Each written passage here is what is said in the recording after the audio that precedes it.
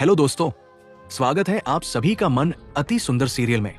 आज हम ऐसी कहानी देखने वाले हैं जिसे देखकर आपके पैरों तले जमीन खिसक जाएगी। जैसा कि आप सभी को मालूम है, निहारिका ने रजनी आंटी की देखभाल के लिए एक नर्स हायर की है। लेकिन सवाल ये है, क्या ये नर्स सच में रजनी आंटी के लिए फायदे वाली है या फिर किसी बड़ी साजिश का हिस्सा? दोस्तों, आने वाली कहानी में आप सब जानने वाले हैं कि ये नर्स असल में निहारिका की चाल है। राधिया को इस बात का शक पहले से ही था और अब वो फेक नर्स की सच्चाई सबके सामने लाने वाली है। राधिया ये भी साबित करती है कि इस नर्स को निहारिका ने पैसे देकर हायर किया है। इतना ही नहीं दोस्तों, निहारिका ने नर्स को ये हुक्म दिया है कि दवा के इंजेक्शन की जगह सिर्फ पानी वाला इंजेक्शन लगाया जाए। ये सब इसलिए क्योंकि निहारिका जानती है कि जब तक रजनी आंटी जिंदा है वो इस घर की बहू कभी नहीं बन सकती। लेकिन निहारिका को क्या पता था कि उसकी ये साजिश राधिया देख लेगी।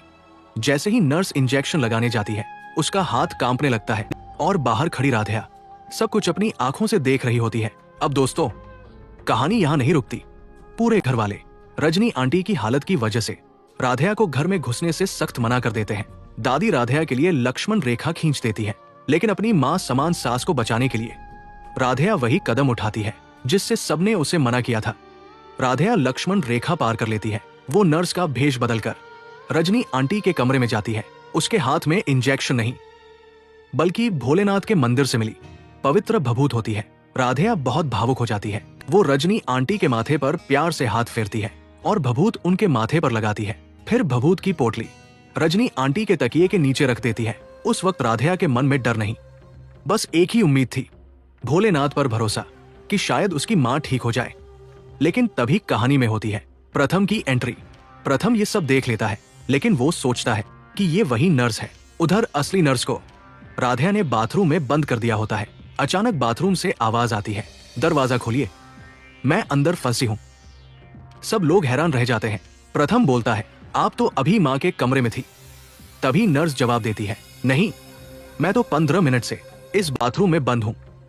अब प्रथम के मन में कुछ अजीब सी हलचल होती है। वो दौड़ता हुआ मां के कमरे की तरफ जाता है और रास्ते में राधिया से टकरा जाता है। राधिया घबराई हुई होती है।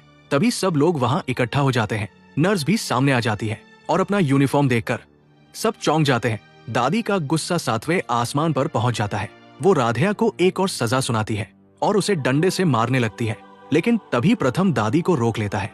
अब दोस्तों, सवाल यह है, क्या इस भभूत की वजह से रजनी आंटी इस बार ठीक हो जाएंगी या फिर राधिया को घर से बाहर ही रहना पड़ेगा? दादी और पूरे घर वालों का गुस्सा क्या राधिया से पाएगी? जानने के लिए देखिए अगला एपिसोड।